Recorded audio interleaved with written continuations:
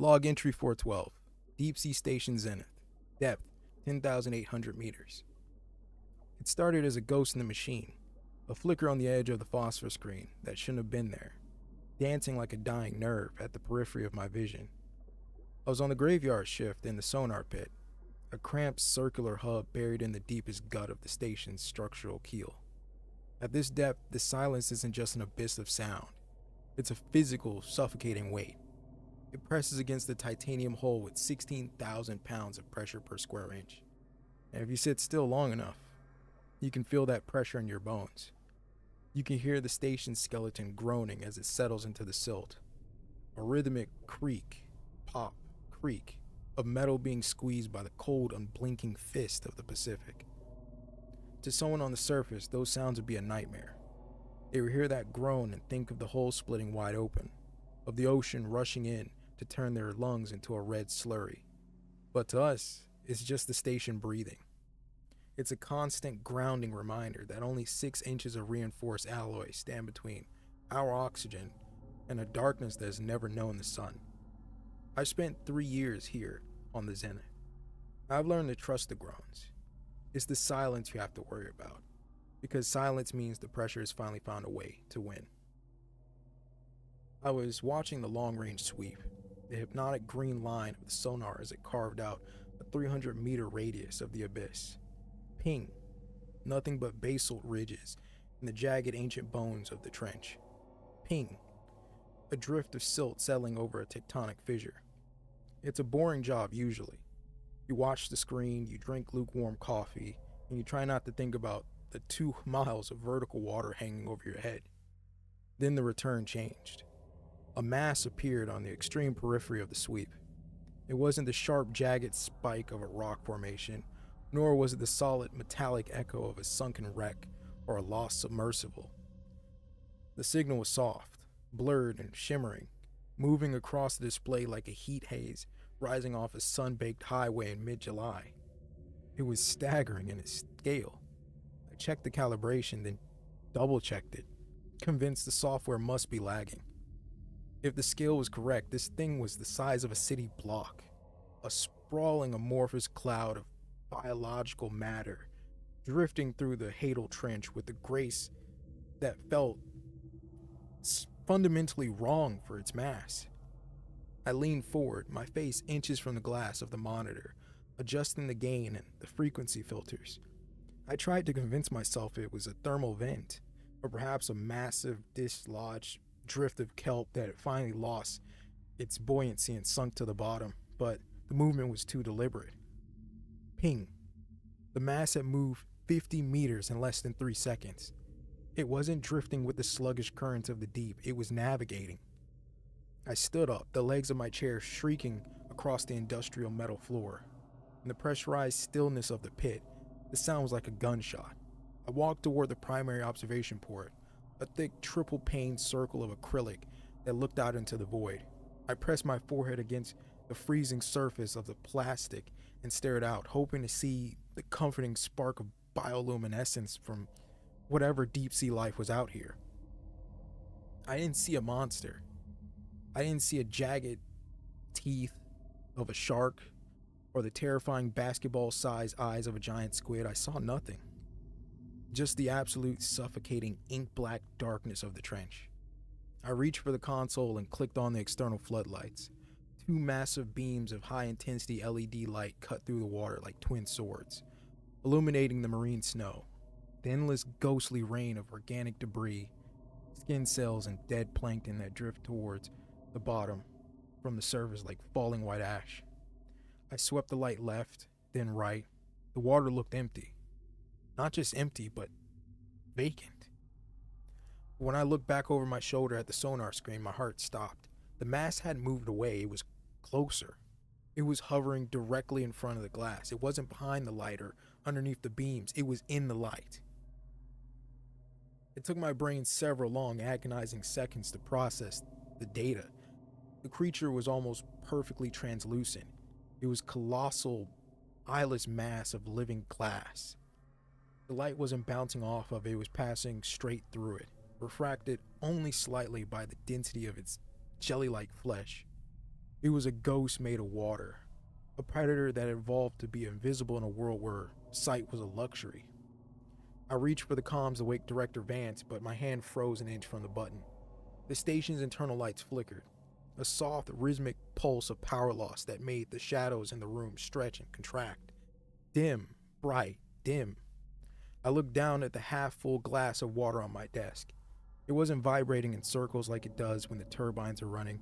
It was moving in a steady back and forth sway. It was as if something incredibly large, something with the weight of a mountain, was slowly and methodically pushing the entire station an inch to the left, then letting it slide back. It wasn't a collision, it was a touch. Something was feeling us. It didn't have hands to grasp or eyes to scan our hull.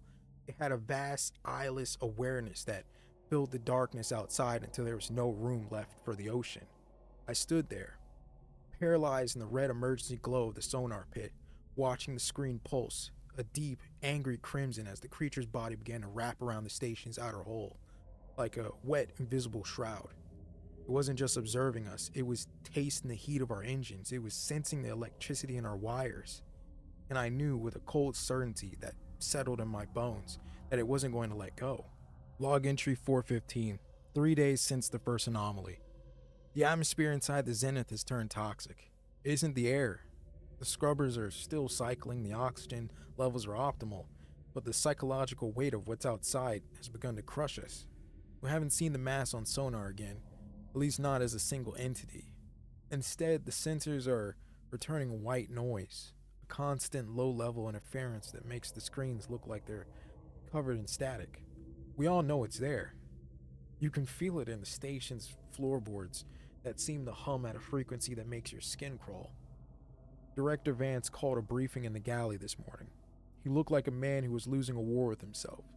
His uniform wrinkled, his eyes bloodshot from 72 hours of constant surveillance.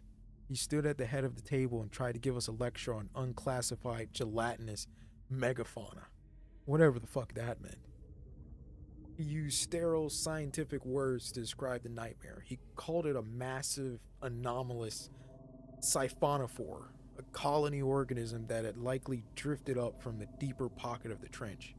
He insisted it was passive, drifting, and reactionary. But as he spoke, I didn't listen to his words. I watched the coffee in his mug. It was doing that sway again, left, then right. A rhythmic, deliberate tilt that defied the station's sophisticated gyro stabilizers. That's intended to keep us balanced and straight. The station wasn't just settling, it was being manipulated. Something was rocking us like a cradle. I couldn't stay in the galley. The smell of the stale coffee and the sound of Vance's forced optimism made me feel like I was suffocating. I took the long way back to the sonar pit, choosing to walk through the glass corridor, the long reinforced tube of clear acrylic that connects the living quarters to the laboratory wing. Usually this is my favorite part of the station. At night you can see the bioluminescence of the hadal fish and other life forms, tiny flickering sparks of blue and green that look like underwater stars. It reminds you that even down here in the crushing dark, life finds a way to be beautiful. Today there were no stars. The void outside the glass corridor was so absolute that it felt like the ocean had been replaced by ink. No fish, no shrimp, nothing but the black. I stopped halfway down the corridor, the sound of my own footsteps echoing off the plastic walls. I didn't mean to look, but the movement caught the corner of my eye, a distortion in the darkness, like a ripple in a mirror. I turned my head slowly. I clicked on my handheld mag light and pressed the lens directly to the glass to eliminate the reflection from the corridor lights. At first I thought it was the current, a surge of silt or a thermal wave, but then the light caught the edge of it. I saw a ribbon. It was a strip of translucent flesh, perhaps 20 feet wide, and so long that it disappeared in the darkness in both directions. It didn't have the solid structure of a limb. It was like a piece of living wet lace, pulsating with a faint internal throb of pale, sickly violet. It didn't have scales or skin. It just looked like raw, exposed nerve endings woven together to a tapestry of biological circuitry. It was drifting less than a yard from the glass. I stood there, mesmerized and horrified for what felt like an eternity. It moved with a terrifying, majestic slowness. There was no head, there was no face, just miles and miles of this undulating, eyeless fabric. As it passed, I noticed tiny hair-like cilia along its edges, thousands of microscopic sensors that were brushing against the outside of the acrylic glass.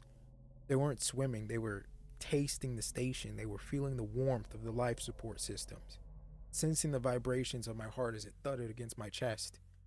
I reached out, my fingers hovering an inch from the inside of the pane, felt a strange hypnotic pull toward it. A sense of vast, ancient peace that felt less like a threat and more like an invitation to join the silence of the trench. "Don't," a voice whispered. I nearly jumped out of my skin. Dropping the mag light, it clattered against the floor, its beam spinning wildly. I turned to see Sarah, our lead biologist, standing at the edge of the corridor. Her face was a mask of pale exhaustion in the emergency red lighting. "It's not drifting, Miller. I've been running the external sensors in the lab. It's circling. It's been circling us for 72 hours.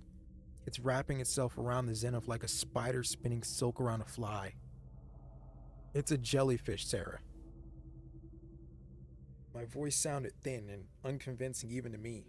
"It doesn't have a brain. It can't have intent. It's just a colonial organism reacting to a heat source. It doesn't need a brain to hunt." She snapped, walking toward me. "It has a decentralized neural net.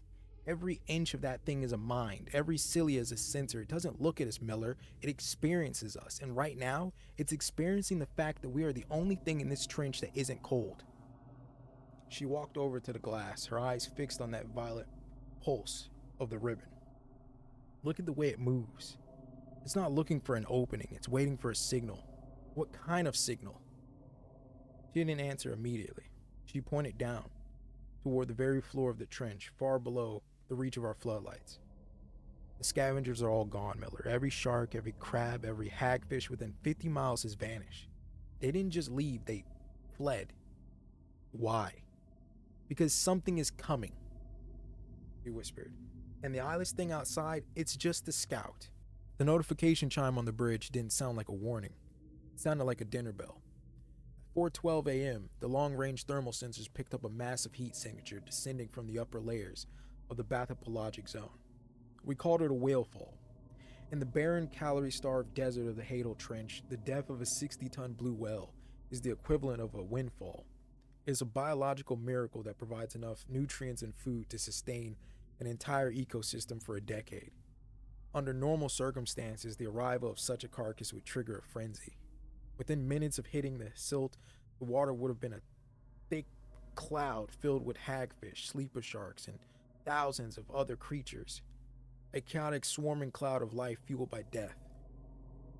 I watched the external monitors as the whale finally made contact with the seafloor, about 200 yards from our primary airlock. The impact was silent through the vacuum of the water, but the station's hull vibrated with the displacement. A massive, billowing curtain of silt erupted from the impact site, hanging in the air like a thick gray fog. I adjusted the contrast on the 4K feeds, waiting for the first scavengers to appear, but the scavengers never came. Through the clearing silt, the whale looked like a mountain of pale, bloated marble resting on the basalt floor. I checked the thermal sensors again. The heat signatures were there, hundreds of them even. But they weren't moving toward the whale, they were moving away. Deep-sea sharks, fish that had survived for millions of years in the harshest environments on Earth, were swimming at full tilt into the darkness, fleeing the easiest meal they would ever find. "They're terrified," Sarah whispered. She was standing right behind me, her breath hitching. "Miller, look at the water density readings. Something's changing the viscosity around the carcass." I looked at the sensor readouts. The water wasn't just moving, it was thickening. And then I saw the first movement from the silt. It didn't descend from the surface, it rose from the seabed, as if it had been buried there for centuries, waiting for the right vibration to wake it. It was a tentacle, or at least that's what my brain used to describe it. It was a translucent rope-like appendage, thicker than a human torso, moving with a slow, serpentine unnatural grace that felt mechanical. It didn't have the frantic pulse of a hunting animal, it moved with the steady, unstoppable momentum of an incoming tide. As it reached the whale, the ribbon didn't tear at the flesh. It didn't search for a soft spot to feed. Instead, the creature's translucent skin began to pulse with a low, rhythmic throb of bioluminescence, a sickly pale violet glow that moved through the appendage like a liquid being pumped by a distant heart. Then another tentacle rose, then a dozen more. Within 10 minutes, the 60-ton blue whale was being enveloped by a living web of glass. The eyeless mass was settling over it, blanketing the dead animal until the whale looked like it was being wrapped in a translucent glowing shroud. It was a sight of horrifying beauty, and a silent ritual being performed at the bottom of the world. "It's not eating it, Miller," Sarah said, her voice dropping in a terrified rasp. "It's not consuming the calories, it's threading." I zoomed in the camera, pushing the resolution to its limit. The whale had been dead for at least a week, its eyes gone, its skin gray and slowing off. But as the translucent tentacles threaded their way into the whale's blowhole and mouth, the whale began to change. His pectoral fin gave a sharp, sudden twitch, and then the whale's massive jaw began to open and close. Snap, snap, snap. It wasn't a random muscle contraction, it was a rhythmic, controlled motion, like a pilot testing the controls of a new aircraft. The creature wasn't looking for meat, it was looking for a nervous system. It was integrating its own biological circuitry into the whale's dead muscle fibers, bypassing the brain and taking direct control of the motor neurons. The tail of the whale suddenly slammed against the seafloor, a thud. The vibration was so powerful it made the water in my glass ripple. Thud, thud. A rhythmic beating that echoed through the station's titanium hull like a drum. The eyeless thing was using the whale as a puppet. It was a trial run, a practice session for something much more complex. "I'm going out," a voice said. I spun around. Eris was standing in the doorway of the bridge, his face set in a hard line of scientific obsession. He was already holding his thermal undersuit. "The hell you are? You saw what that thing is doing. It's not just a predator, Eris. It's a parasite that works on a level we don't even have a name for yet. Which is exactly why I have to go." His voice was frantic, his eyes wild with a feverish hunger. That creature is using electrical impulses to stimulate dead motor neurons. It's a biological interface. If I can get a tissue sample from one of those trailing filaments, we could change the world. We could understand neural repair, prosthetic integration, or you could become the next puppet. Look at the screen. That thing is the size of a skyscraper. It just turned a 60-ton corpse into a marionette. You are not going out there in a titanium suit that's essentially one giant electrical signal. The Zenith class exoskeleton is shielded, Miller. I'll be in and out in 10 minutes. I just need a scraping of the cilia. He didn't wait for my permission. In the Zenith Station, everyone had their own jurisdiction. Eris was the senior diver. I followed him to the staging bay, my boots clanging against the metal floor in a rhythm that felt like a countdown. I watched him climb into a massive 2-ton suit of articulated titanium. It was a masterpiece of engineering, designed to withstand the crushing weight of the trench. But as the airlock began to cycle and the water flooded in, it looked like a tin can. "Eris, listen to me.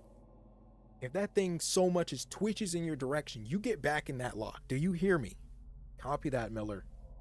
Opening the outer hatch now."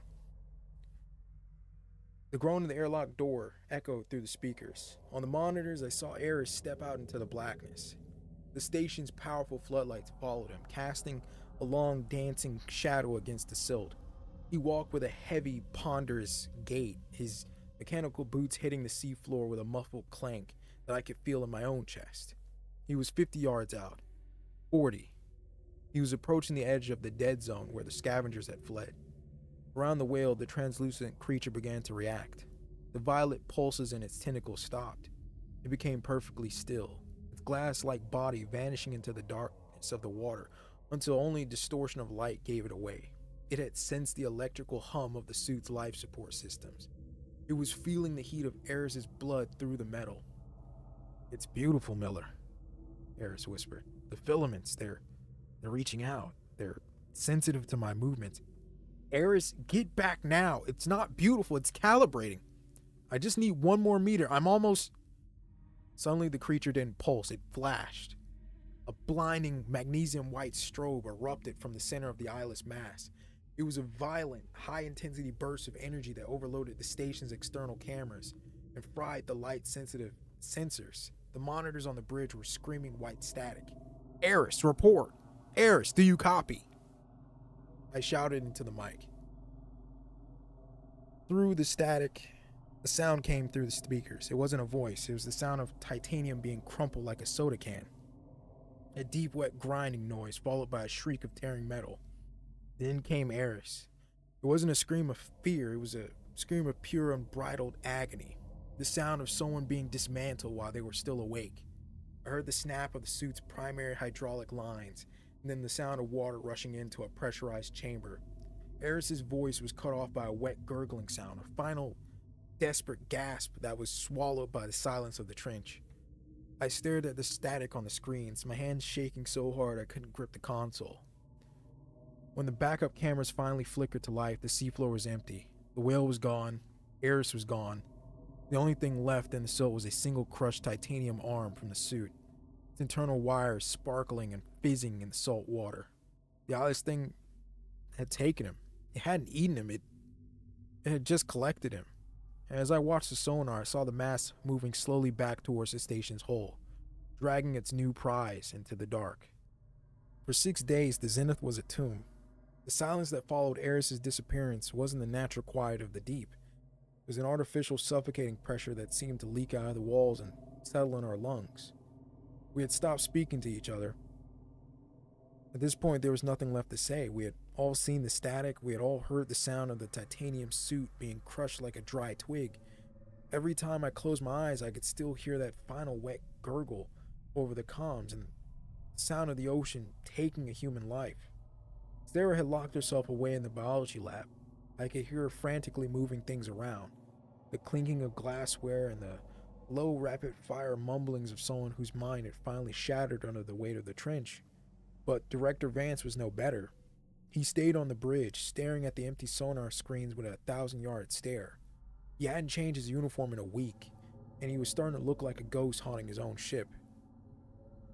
I spent my own hours in the sonar pit, though there was no point to it.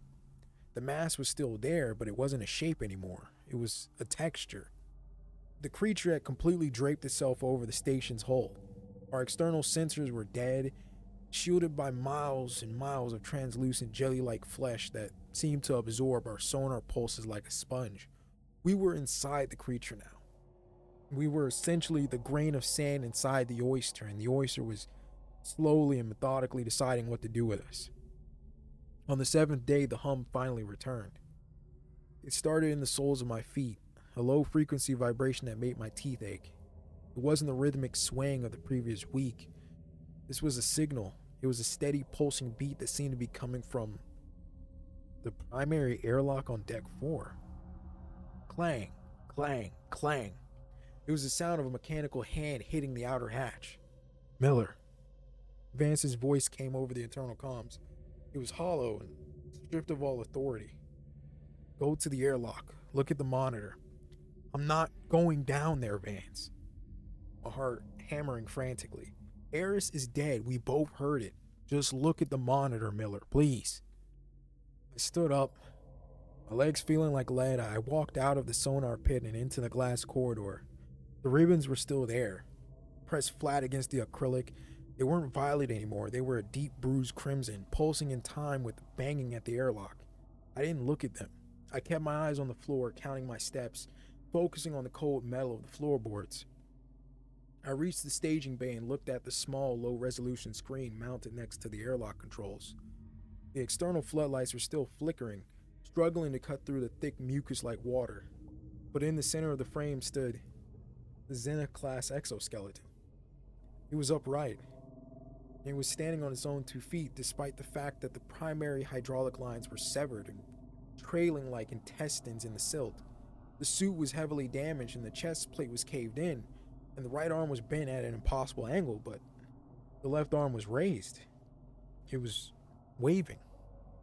It was a slow mechanical wave, back and forth and back and forth. It was the movement of someone trying to catch a friend's attention from across a crowded street, but it was stiff and jerky. He's alive. I hadn't heard her come up from behind me. Sarah was clutching a specimen jar, her eyes wide and glassy. He survived the breach. He's coming home. Sarah, look at that helmet. My voice began to tremble. The primary visor of the suit was shattered. There was no air inside the helmet. There was no life support. The interior was flooded with 10,000 meters of salt water, and through the jagged shards of the glass, I could see Eris, or what was left of him. His skin was a pale, translucent gray, flesh slowing off in ribbons that drifted in the water inside his suit, but worst of all, his eyes were gone. Empty, dark sockets that seemed to be staring directly into the camera.